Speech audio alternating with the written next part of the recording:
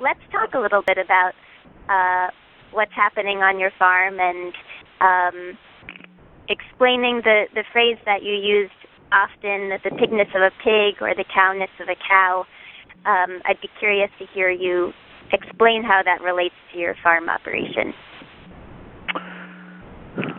Well, the cowness of the cow and the pigness of the pig,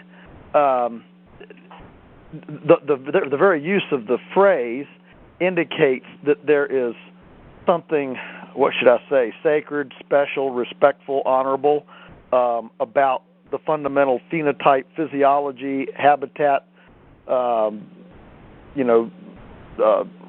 requirements, happiness, of the animals themselves. So what we want to do is we want to look at this and say, how do we provide a living environment that most closely allows the physiological and phenotypical distinctiveness of these life forms, these critters, to be able to, fully express their gifts and talents. So obviously, let's take a cow. A cow is fundamentally an herbivore. Well, that means we're not going to feed her grain because herbivores in nature don't eat grain. We're certainly not going to feed her dead cows like the U.S. has told us to do for 30 years because herbivores don't eat carrion. And so as soon as you posit this cowness of the cow, it fundamentally affects the actual production model. We're going to feed her grass. She's basically a fermentation vat and a portable four-legged four-wheel drive fermentation vat. And so we're going to feed her cellulitic structure, forage, that she can then ferment and metabolize into meat and milk. That's cow. Pigness of the pig. There again, the pig has a plow on the end of its nose.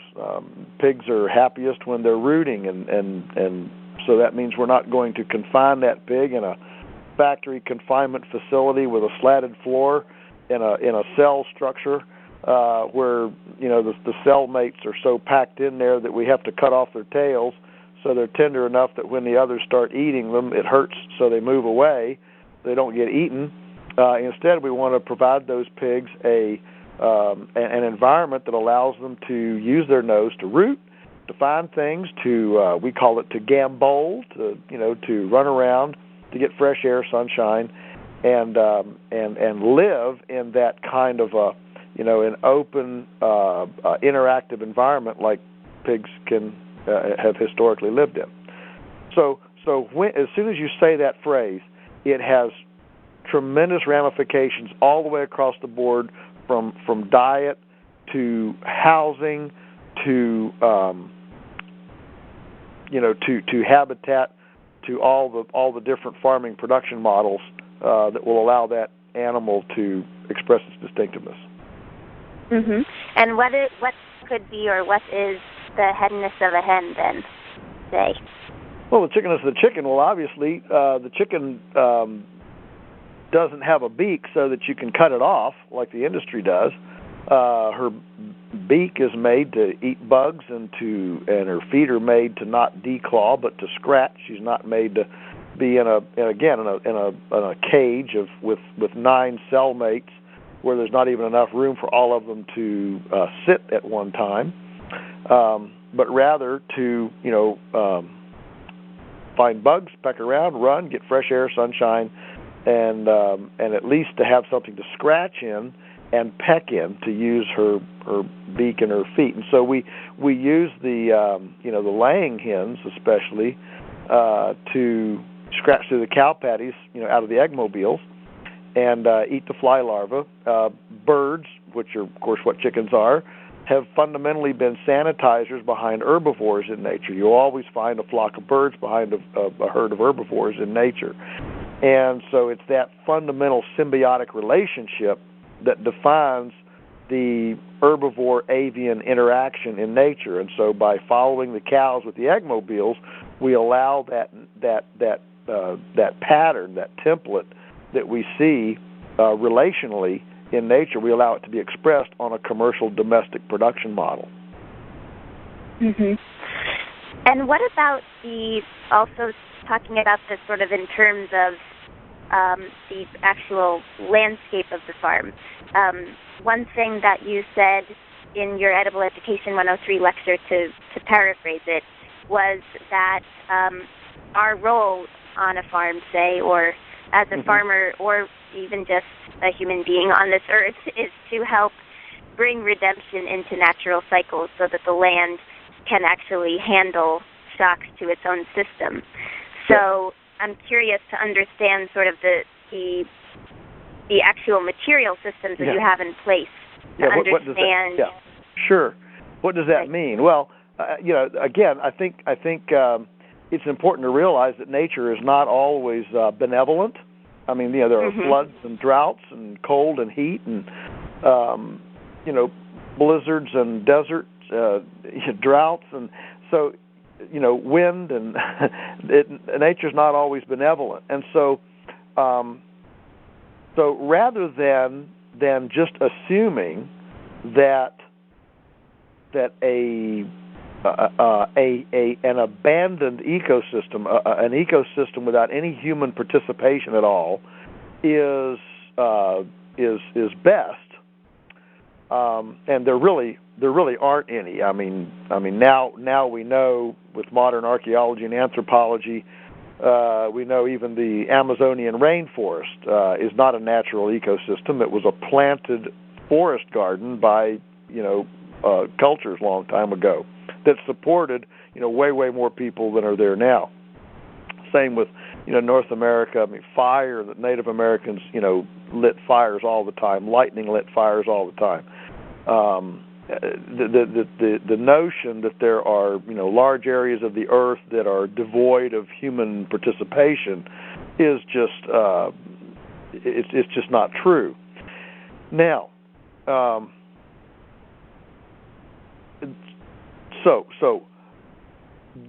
unfortunately, what has brought on this idea that that human abandonment in nature is a positive thing is the historical record of where too often human participation in nature has been negative. And from agriculture's civilization, making deserts, to plowing the soil loss, to all sorts of things. I absolutely recognize that, but it doesn't have to be. In fact, our role, I would say our mandate, I look in the mirror and say, why do I have this big brain and these opposing thumbs? The point is, my mandate is to come to this ecology and say, how can I massage it respectfully, humbly, that makes it actually more forgiving and more resilient. I like to use the word redemption because it has spiritual connotations. But how do I make this land more resilient than it would be if left alone? And so one of the there are numerous things that we can do. One is that we can cull diseased and pathogenic, weak kind of things, which is a lot of what nature already does with the predator-prey relationship. It's actually what fire did, and we don't need. We as prey, as humans, we should be strategically using our intellect not to create pharmaceutical dependency, for example, on all animals and plants, but rather, how do we then cull the weak and select for better genetic adaptation for a biome, for a bioregion? And so what that means is instead of vaccinating and medicating everything, what we want to do is select for vibrant, healthy genetics, regardless of color, size, or anything else. That's so you're selecting for better and better genetic adaptation to your microclimate, say. Another thing that we can do is certainly in the forestal systems is take out the diseased trees, take out the crooked and the poor trees to gradually stimulate the biomass that's created on more healthy, vibrant stems. Mm-hmm. From a water cycle, that's a huge one for me, as you know. In nature, water just it tends to run off the land, and so much of this comes out of permaculture, where you actually create swales and ponds. And of course, that's my point, is that we've got this tremendous bonanza of cheap energy, and if we had been using it for hydrating the landscape instead of tilling the landscape and desertifying it and losing the soil, today we would be way more productive than we are. We would have reinstituted Eden, if you will. We would have insulated ourselves from floods and droughts, and we'd have a very, very different landscape than we have today, where we've used this cheap energy bonanza and squandered it on tillage and soil depleting actions rather than hydrating and soil building actions. Another one of these patterns, of course, is where we use animals, especially herbivores, to stimulate the production of grass. The reason all deep soils in the world are developed under herbivores and perennials is because that's the historic energy cycle and the carbon sequestration cycle that has functioned to build soil. Actually, grasses are more efficacious and efficient at converting solar energy into carbon than shrubs or trees. The efficiency goes grass first, then shrubs and woody species, and then trees. So the beauty of the herbivore, and of course there are herbivores all over the planet, from llamas and alpacas to Cape buffalo to giraffes to elephants to cows to bison to reindeer and caribou. All right. So the reason for these herbivores is to prune this grass back so that it actually stimulates the production for more carbon sequestration, for more solar energy converted into vegetable matter, into biomass. Without the herbivore, the grass just becomes lethargic. It goes into senescence, turns brown, and dies, and doesn't create carbonaceous material into the soil.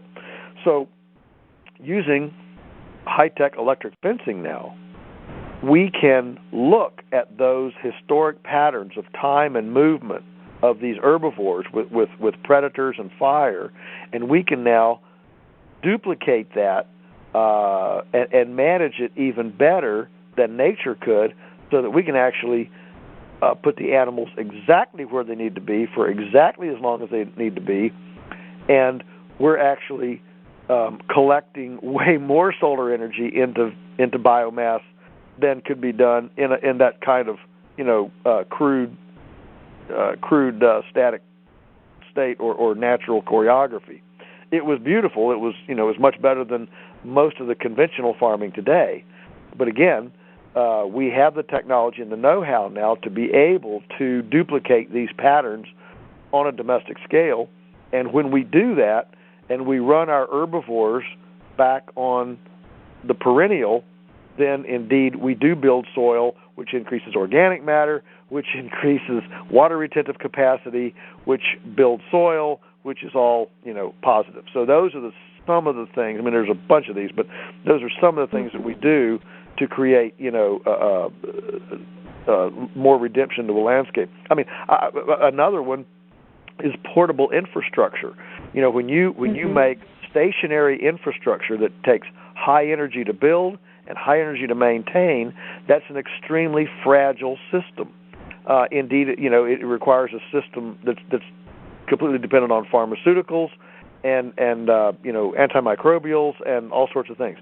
But when you have portable infrastructure and the animals are portable and moving all the time, not only do you not have the energy-intensive infrastructure, but neither do you have the pathogenicity that creates a fragility in the system.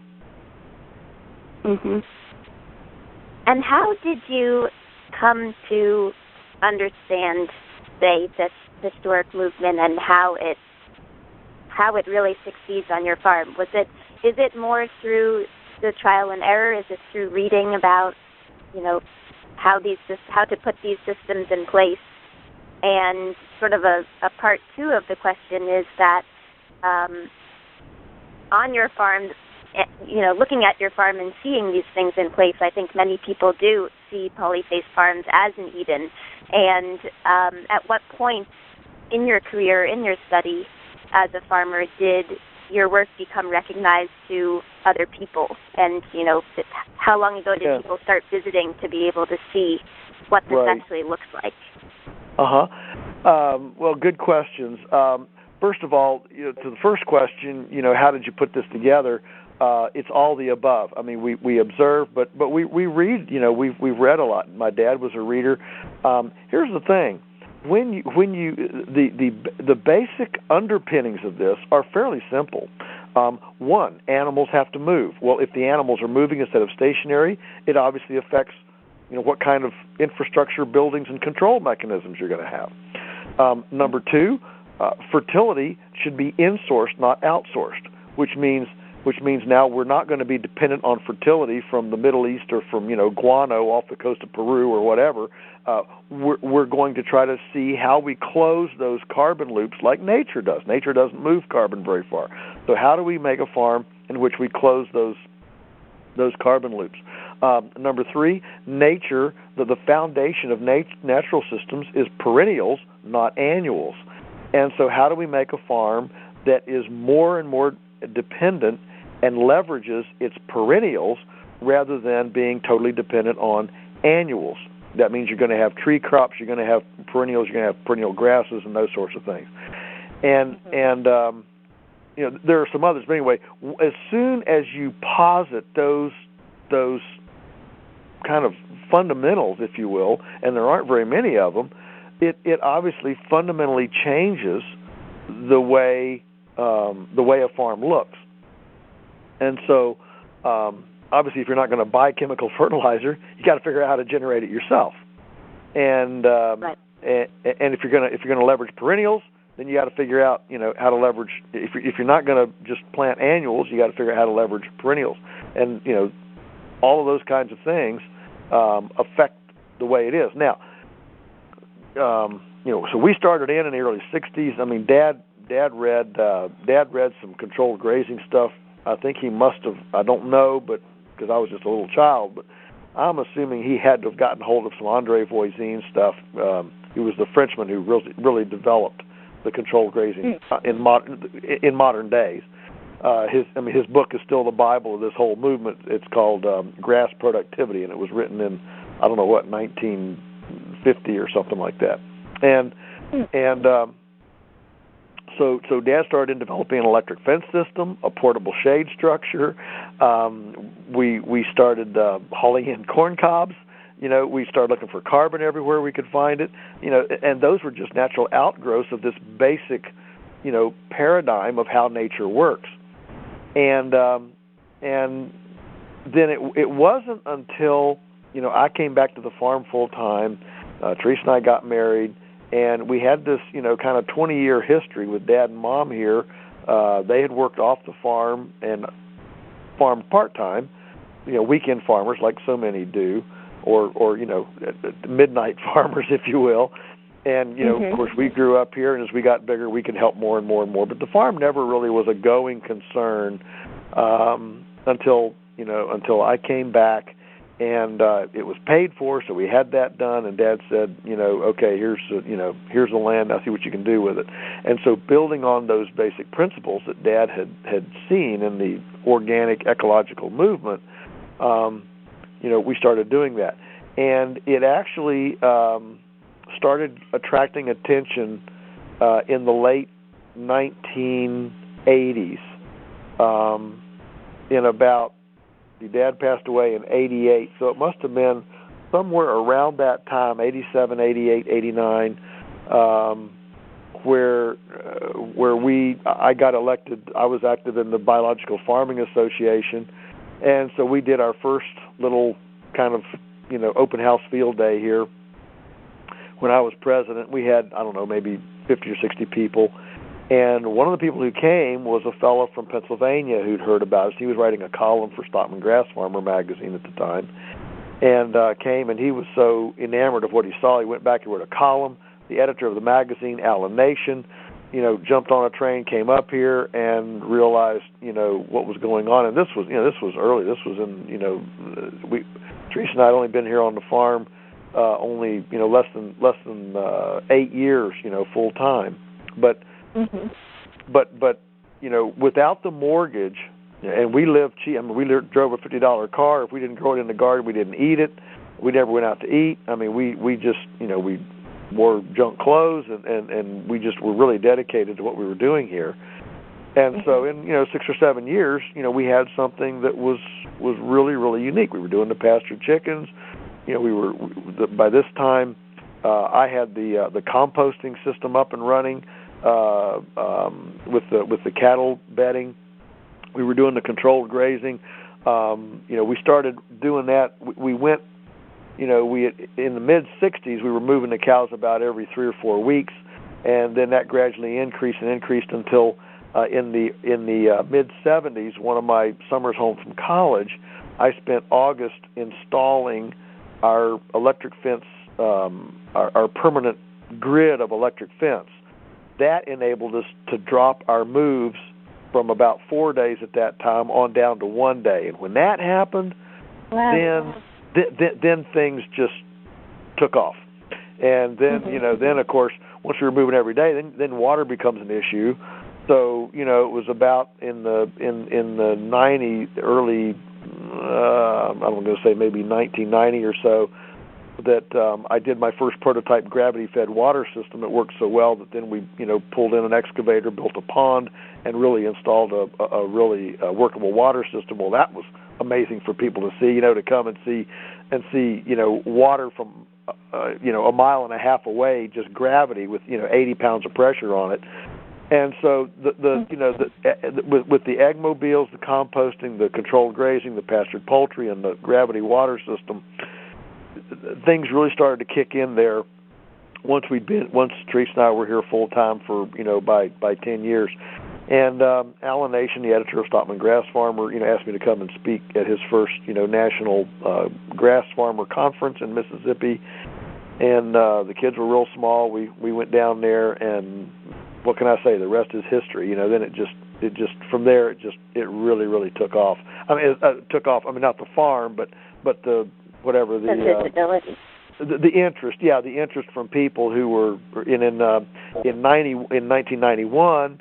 I wrote the little Pastured Poultry manual. There were so many people asking about, how do you do this? So I put a little manual together. Well, my goodness, we sold 1,000 of those in a year. Wow. And I realized, we're onto something here. So Alan talked me into actually doing a book, which of course was Pastured Poultry Profits, and that came out in 1993. And then, of course, you've written 8 books, which is an impressive amount of books, and that's actually a question of mine in terms of, the content of that.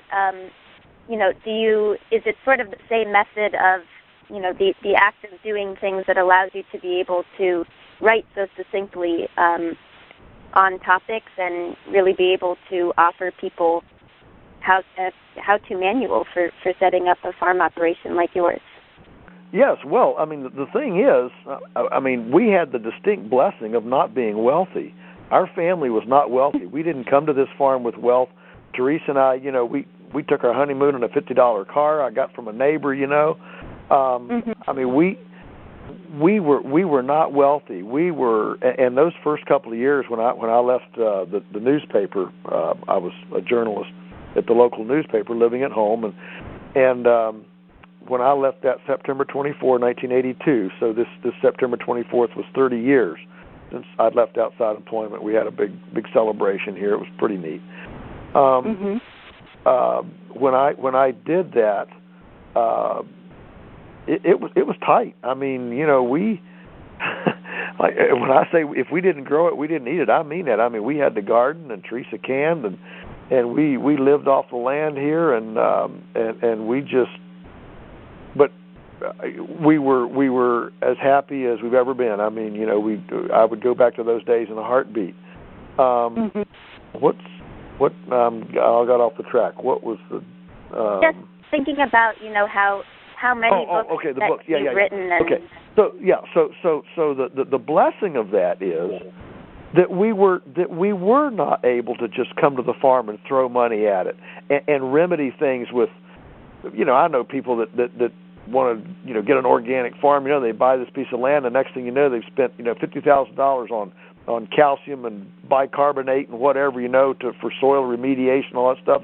And I'm not opposed to that, but because we couldn't afford that kind of thing, it forced us to be very, very creative. And I think literally our hunger and frankly my ability to work hard. I mean, for a couple of years, we actually went down to a local, a little cattle trader guy that had a holding area, and he would take out this bedding and just make beautiful, beautiful black compost out there on a concrete pad, and it was a real problem to him. He couldn't handle it all. He didn't have any land to put it on. So I talked him into letting me have it for, cheap, like $50 a load or something like that. They had a Bobcat down there, and they had an old 80-year-old guy to drive that Bobcat. And I'd go down there. We had a dump truck, and I'd go down, and he'd load me up, and I'd bring that home. And we didn't have a front-end loader, but we had a manure spreader. And so I'd put 9 tons on the truck. It was a big 15-foot kind of a grain body on it, and I one spring I hauled home 30 of those loads and hand shoveled them into manure spreader and spread it. That's 270 tons of material. So I was blessed with a strong back and a strong mind, and I think that I wasn't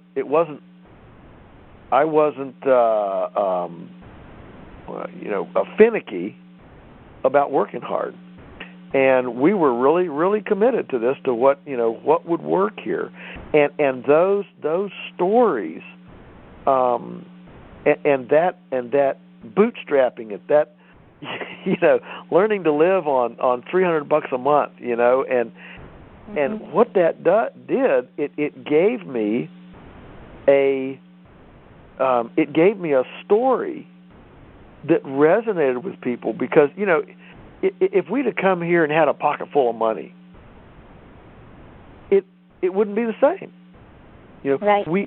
It would not be something that thousands and thousands of people would look and say, oh, well, of course he did it. He had all this pocket full of money. And that, I think, is really part of the credibility of our story, and frankly, a lot of the appeal of it is that people see themselves and see this as it's actually doable, and it gives hope. That's what's inspiring about it. I mean, anybody can go, and take a large fortune and turn into a small fortune on a farm. That doesn't take any brains. What's inspiring is to actually bootstrap it up and not subsidize it from outside sources of income, and actually cash flow it and make it work from the get-go. That's what's inspiring. And so now, how do you feel the story goes? Do you do you picture, say, working, well into your oldest years, or do you see the farm sustaining its life after you've retired or, say, become part-time or a weekend farmer?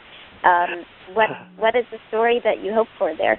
Yeah, well, in a lot of ways, I'm kind of part-time right now. So actually, I'm writing another book right now. This will be number 9, and this book is about succession, about germinating young farmers, and this whole generational transfer of the farmscape. And you may know that the average farmer in most of the developed world, if not the entire world, the average farmer is now 60 years old. So there is a massive, literally a worldwide, concern here that we are going to miss this generational transfer of the land, which has not occurred in the past. And so this is new ground. Fortunately, we're seeing literally, hundreds of thousands of young people that are ready to take this on. And of course, one of the things that draws them to our model is that we do promote a white collar salary. We're not saying you got to, in order to farm, you got to be as poor as a church mouse. And money isn't everything. Money isn't everything, but it is something. Most people want to live their lives with enough pocket change that they can put a pair of shoes on their feet and take the sweetie out to dinner once in a while. And so we offer that. So I'm working on a new book right now. So where we are going, the farm has obviously it has morphed way more than Teresa and I could have ever even, if you'd asked us even 20 years ago, what's it going to look like we wouldn't even have, in our wildest dreams, have even thought that where we are now is what we would be. We now lease 7 pieces of property. We lease 7 farms, and we have former interns and apprentices on those as subcontractors building their own farms. 2 of them have already done that and now have their own deals that they've created in the area, and wow, that's wonderful. and we market together. And this whole community of young people, they get together, they hang out, they cover for each other. If one of them wants to go away, here at our farm, of course, we have a lot of infrastructure now. Post drivers and a sawmill and things. If anybody needs boards, we can mill it, and so it's bringing back this efficient farm community, that where everybody doesn't have to own every single thing, and you actually work together and collaborate, and you market together and that sort of thing. And so, to answer the question, I certainly intend to die with my boots on. And I was out all morning this morning, cutting wood, clearing off a site for a great big cistern. We're putting in a 15,000 gallons of cistern for the new intern housing. So that's a huge project that's going on right here on the farm right now. So we can have really cool intern housing with self-contained water, gray water systems, and we're looking at an algae sewage system, and there's never an end to the innovation and to the things you can do to nest more respectfully into this ecological womb. There's no end to it. Well, that's wonderful. And if I could ask one more question, which I'm particularly curious about, where do you like to be best on the farm? Where is there a certain place or a certain project that has really, has proven to be something that you feel especially connected to? Well, I like it all, and I hate to be probably what I like most now is because of our experience. and our track record and the things that we've done, we have very mature ponds now that have cattails, and they're beautiful, and you go up and there's wood ducks and geese on them, and mallards and things, and brimming with life, and of course and different woods work, pig pastures that we've done to see them open up, and so I guess for me, my favorite thing now on the farm is to actually just go take a walk and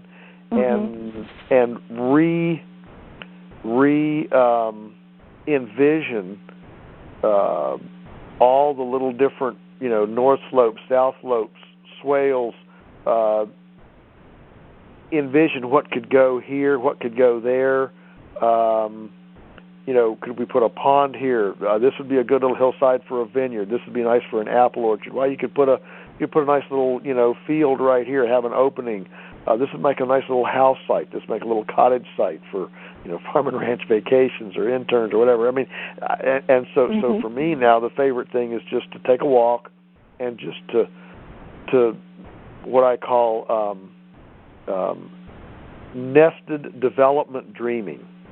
Where it's not malls and strip malls and stoplights, but it's nested development. It's development, whether it's pig pastures, cow pastures, ponds, vacation cottages, or meditation places.